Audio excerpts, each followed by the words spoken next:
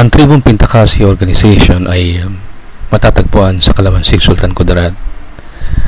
Ang Kalamansig ay binubuo ng mga bukid, mga bundok at dagat. Dito matatagpuan ang komunidad ng mga Muslim, mga Kristiyano at mga lumad.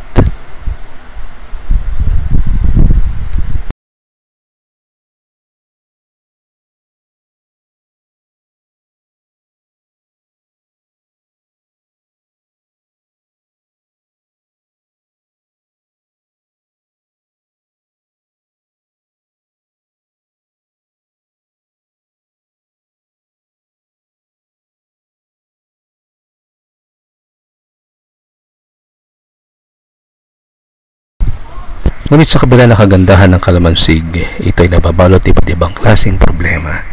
Problema sa matinding kahirapan,